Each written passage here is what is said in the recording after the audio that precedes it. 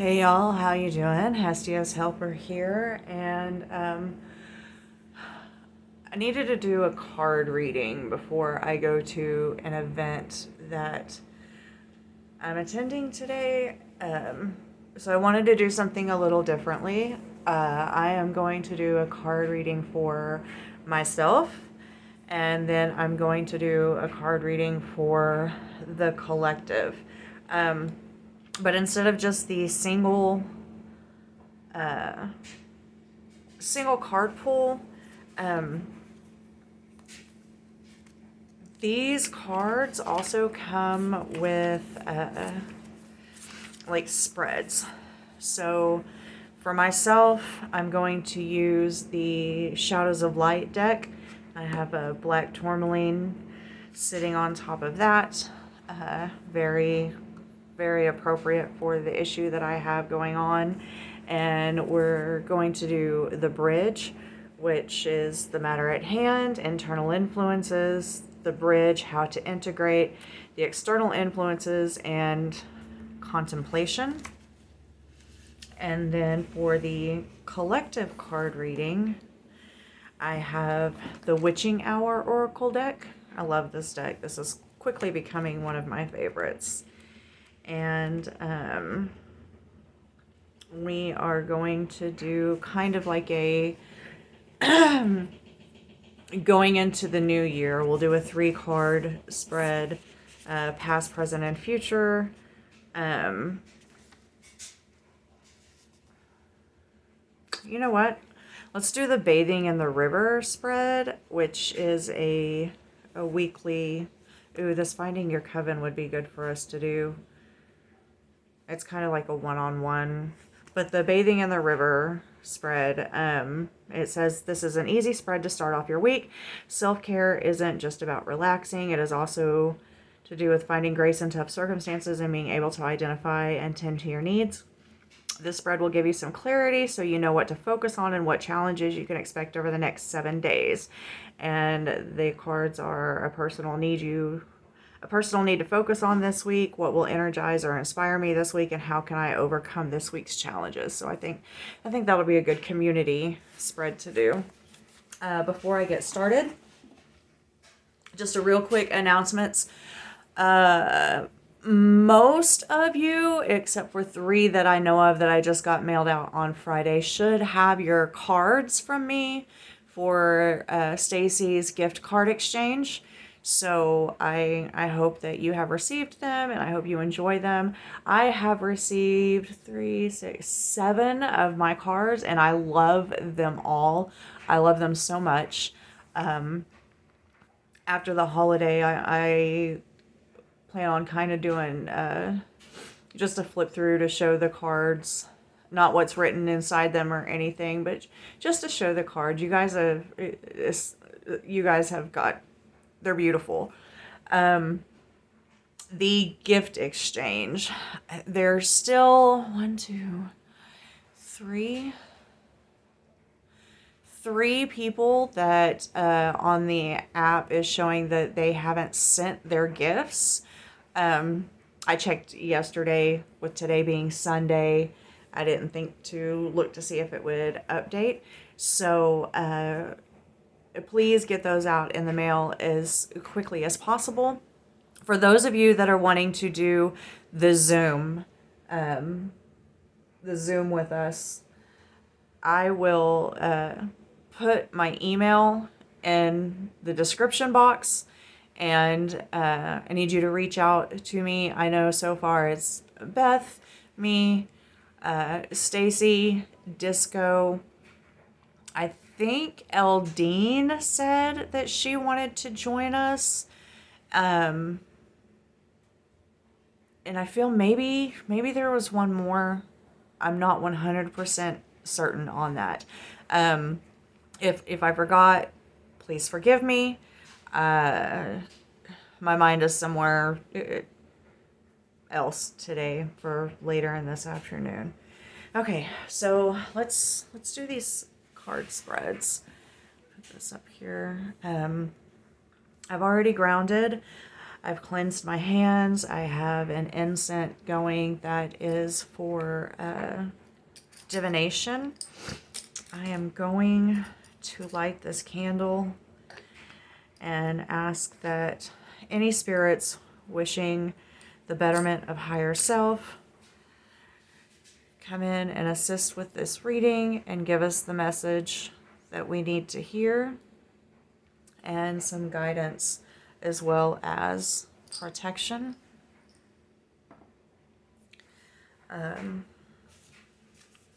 So this one that I'm going to do first for myself, hope you guys don't mind me going first, is the bridge. So it's going to go 1, 2, 3, 4, 5, and hopefully I remember that order. This is the first time I've done this spread with this deck.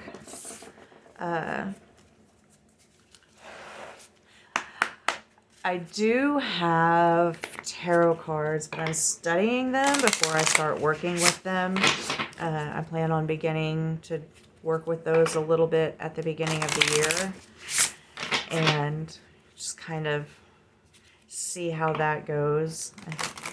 I said before, I ventured into tarot. I should have brought a drink in here. Okay, so 1. When I was young, super young,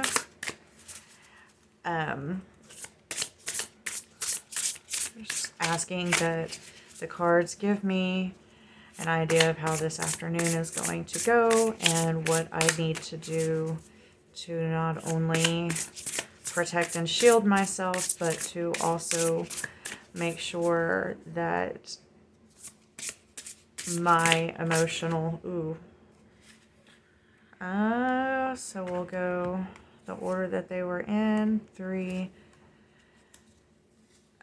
make sure that I do not negatively influence anything with my personal preconceptions of the situation. So, one more card, please, to finish out the reading.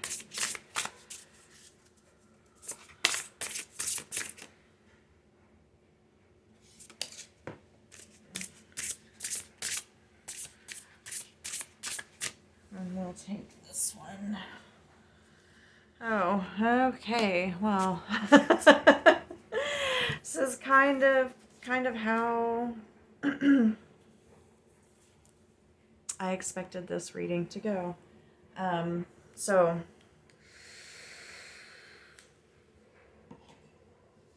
the first card is the matter at hand, and we got the trust card. This dude is hanging on for dear life. It says trust the fall. Number 19. In the free fall, the earth slips away. I know not what is to come. Grounded in faith, I hold the invisible hand. When the earth seems far away from my feet, anxiety awakens within my being. Poor choices are made. I second guess my instincts. I become shaken and unreliable. Where is my ground? Oh my gosh, this is so spot on already. Fear lives in the unknown future. In my worst case scenario, I suffer in my mind, imagining what is to come.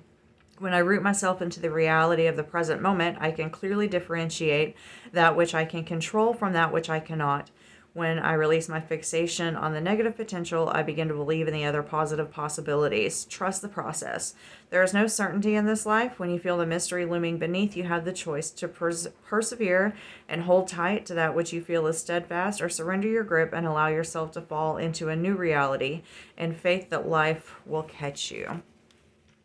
And the second card, which represents internal influences, is strength.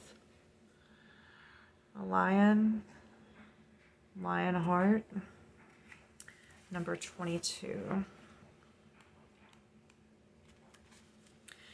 I am unshakable, driven by pure willingness to move in every moment with the courage to live fully from the heart. There is such wisdom in his eyes, as if he can see straight through what is coming. The courageous one within him knows that there is no need for backing out, no need for second guessing. He has been tested many times and knows that his resilience will prevail. Own it. Own your desires. Own your true feelings. Own your darkness and your brilliance. Don't shy away from the opportunities you have to grow and thrive, even if it means making mistakes. Don't be afraid of letting others down. Give your absolute best and face your fears of not being enough. When we don't take chances that life throws before us, regret lingers in our field. Strength is felt in our ability to transcend the beliefs that hold us back. Make the change, follow the heart, rise to the occasion, knowing that you are strong enough to meet whatever comes with righteous pride. Uplift others by living boldly in your truth. Okay, so these resonate. The situation that I am going into, I do have a choice. I could not go, but I'm doing it for the sake of others and trusting that that the situation will not come to fruition the way that I believe it to. The only reason that I have managed to deal with this situation my entire life it is because I refuse to I don't, maybe this is a little too personal to put out here. The bridge, how to integrate. Number 3, which is reciprocity. The mother figure, interesting. That is. She holds all life in her abundant body, receiving all that comes, sharing all that comes. Her natural state is generosity. When she is in the right relationship, she is abundant like the earth, unburdened by the dependency of her children. Her giving does not waver, for she is the source of life. Long before she too was the child being held and nurtured. She understands the cycle of reciprocity. We are both the mother and the child, the nurturer, and the one who needs to be nurtured. If we fall out of balance with one another, we may find that we have given much more than we intend or taken much more than what was offered. Neediness and dependency becomes a drain, and we cannot pour from an empty cup. Look deeper into the exchange of energy in your relationship. What is the pattern? How are you choosing to play out the rhythm of giving and receiving? Whose welfare are you prioritizing, and how can you find greater balance? Number 4 is the external influences, and we have alignment. The center, just 32.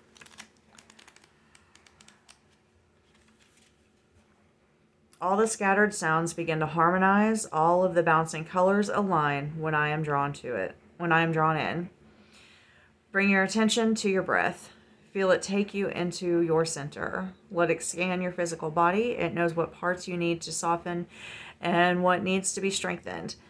Let the breath move through your emotional field, awakening what is sleeping, passing through the landscape of your mind. Let the breath show you how you are obsessing. You are the agent of your own frequency. When you do not have order within, you do not have the clarity to speak and act in ways that create harmony in the world. When you are anchored in your center, you become become magnetic, and all the elements around you seek to find a balance. Notice all of the threads that are pulling you out of your center and start to weave them back in. Come home to your breath. And last but not least, contemplation. I'm sorry. I really should have brought a drink in here. Turmoil. The storm. So on the surface, looking down, we have this calm, cool, collected water being. But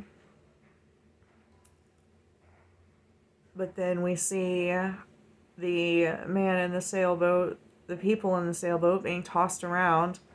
And on the bottom we have something not quite so pleasant coming towards them. 18. The waters rise, the sails bend. With open eyes, we witness waves forming towers, stirring the deep. In the calm waters, the boat sways gently as it glides towards its destination. When the waves are high and the storm hits hard, the waters churn, threatening to capsize the ship. When chaos tests my limits, I have the opportunity to face the uncomfortable parts of myself that rise up. You guys can't see me, but I'm nodding right now. That rise up when I am thrown into deep water. We need clarity, resilience, and strength in our sails to steer the ship through turbulent waves. The reality is there are big storms brewing down here on planet Earth, and there are a lot of opportunities to freak out. The stormy seas are the training ground for compassion. They give us the chance to see and accept the darker aspects of ourselves, to heal and move forward with greater awareness. Triggers are an invitation to get curious. What are the unmet needs that are speaking through reactive behavior? Can you stay present when the shadow is ready to bite? Very interesting. Very, very interesting. I know none of you know my situation. You don't know my personal things that are going on regarding this situation.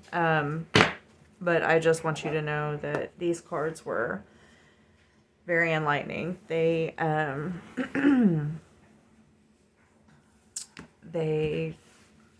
feel like they spoke a lot of truth, and it's a situation that I knew I was going to need. I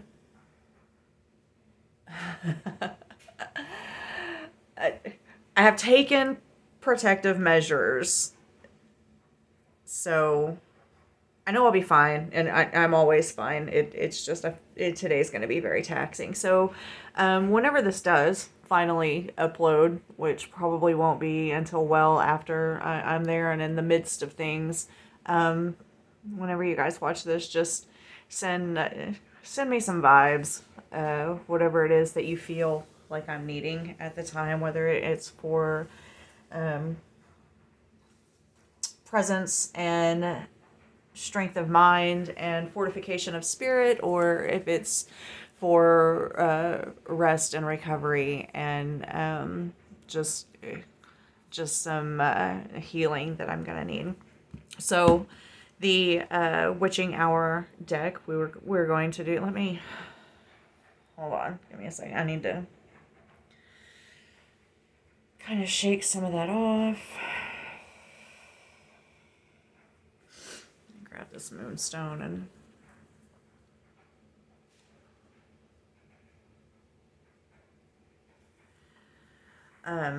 okay, so I have had my Dumortierite on top of this to help with divination and just seeking. So let's see what these witching hour cards have to say for the collective. It's going to be a 3-card pull. And we will see what we, or what one of you, what somebody needs to know for the week. Asking that the spirits that guide and assist with us give us the 3 cards that we need for the spread, and that it applies to somebody watching, that there's a message that somebody watches this and hears something that they need to see. There's one. Here's something that they need to hear, and that this message, it impacts them for the greater good and for their higher purpose. Now, sometimes these cards don't come out quite as easily. There we go. There's 2 and 1 more, spirit. Okay, that was quick. Okay. I love these cards. These cards are so beautiful. So bathing in the river, a personal need that we need to focus on this week. Honoring cycles, the season of the witch. Love that little wheel of the year and how awesome is it that Yule is right there on top, and that is the season that we are in.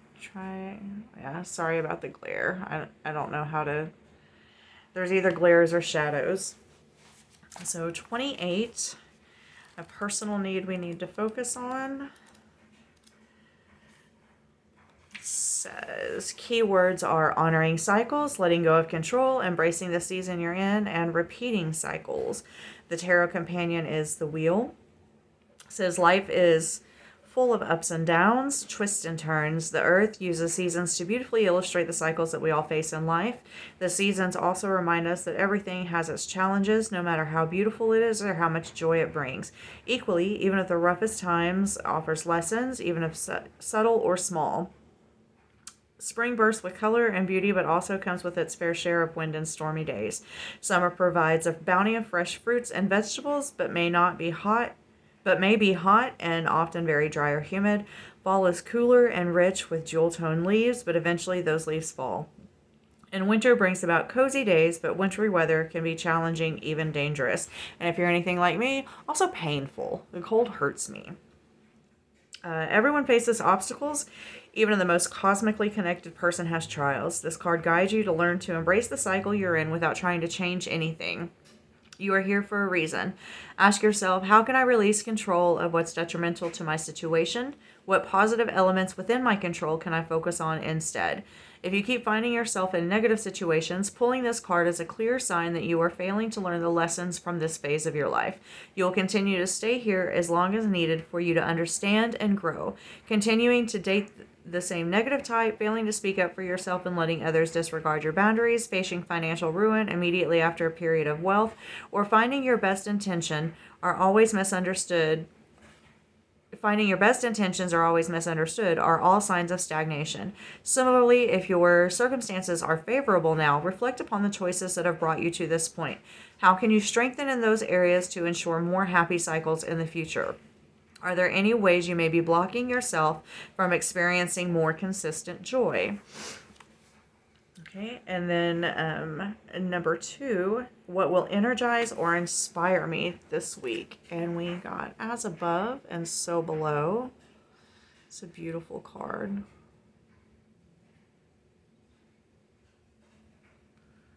Manifestation, number 40. Keywords are manifestation, confidence, cause, and effect. And the tarot companion is the magician.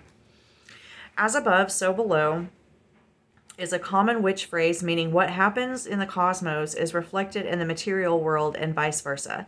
The second half of that phrase is as within, so without, meaning your internal landscape is creating your external life, and what you expect in the world is also affecting you emotionally, and what you experience in the world is also affecting you emotionally and spiritually. It's not unlike the law of cause and effect, i.e., for every effect there is a cause. All of this means that you have the power to shift your circumstances.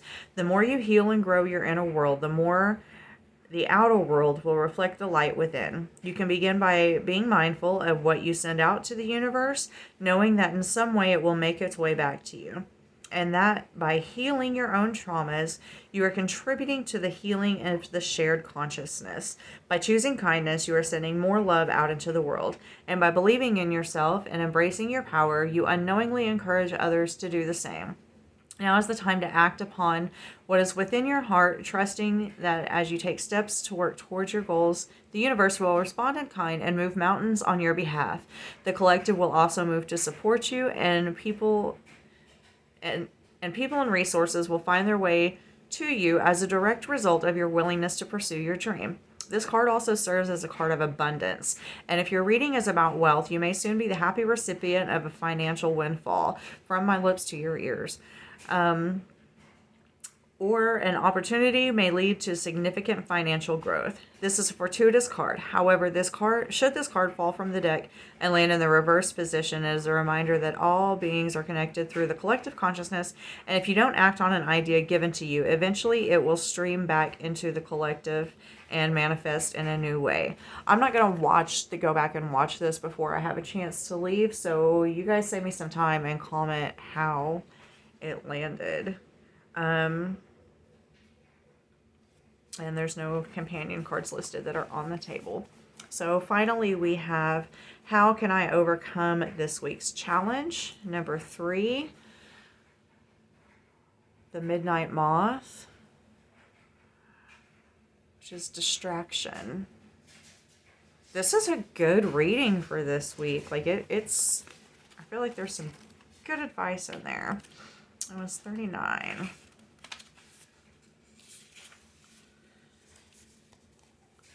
Keywords are distraction, following the wrong path, and need for change, and the tarot companion is the moon.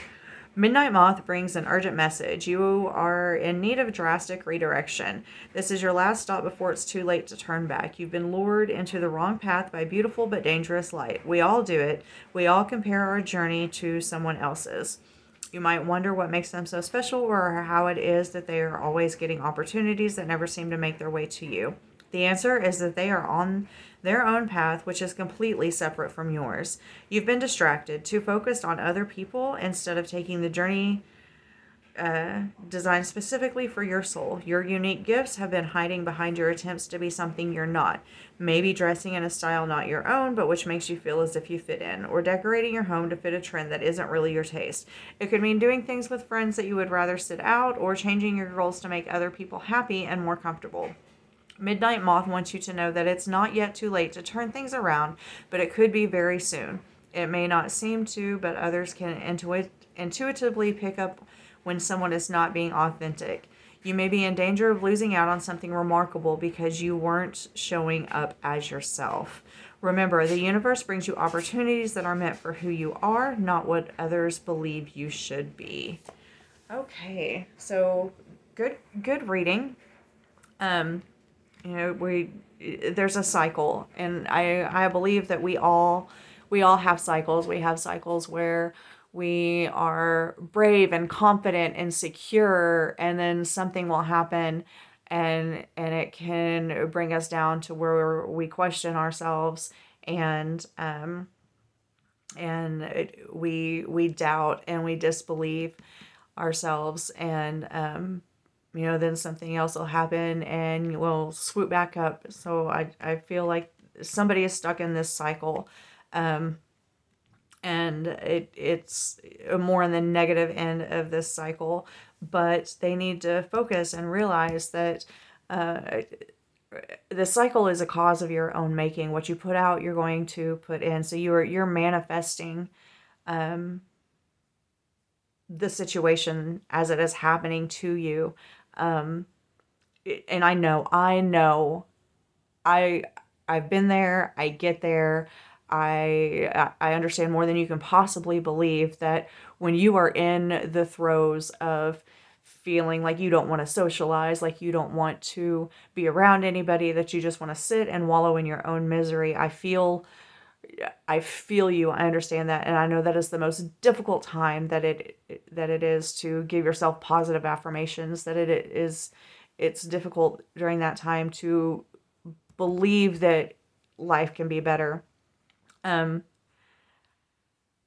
get that, but you have to. This is a time of year where many people are affected by seasonal affective disorder, the SAD, the people get depressed, and even though we're surrounded by all of our family, or where there's all this merriment and cheer, a lot of people don't feel that, and so you just kind of have to draw from what's around you, and sometimes borrow somebody else's happiness and manifest it into your own. And it's work. It is constant work because it's so distracting. We get so stuck on our internal beliefs and our internal monologue, if you will, that we are easily distracted, and it's hard to focus on the positive and to keep your eyes above the horizon. There's actually a study that your mood is affected by where you focus your eyesight, like quite literally. So if you're always looking down on the ground, unless, you know, you're actively looking for something, like you're out foraging or whatever. But if you're always looking down at the ground, then your mood is going to be lower. But if you're looking out and up, then it's going to lift your mood. It's going to elevate your thought pattern. So stop hanging your head. Just look up and look around and take in the sights, and find something to enjoy and focus on that. Just one little small thing at a time. It, baby steps every day. Find something to focus on in gratitude every day, and let that become the center of your focus, and stop letting the distractions pull you back around into this cycle of self-destruction. So that's the message that I feel like is being given to someone here. If it resonates with you on a different level, please comment down below. Let me know how you feel. And I will, it's today the 17th. I don't know. I don't want to commit myself to doing another video about something. I'm not sure that I'll have the time, or even have anything interesting come up in that vein. So anyway, I hope you all are enjoying your Yuletide season, and I hope that you got a little something from this video, and I am wishing you all the very best that life has to offer, and hope that your household receives many blessings during this Yule season. Just remember that these little bits and baubles, you know, they're tools that can help us, but deep within you are all the magic that you need. And where you don't have cards, you have your own intuition. And sometimes just picking up a piece of paper and a pen and journaling some stuff out will help you work through loads. And you can probably be surprised to find out what you know about the things that you think that you don't know. So anyways, you are all the magic you need, and I love you all. Bye.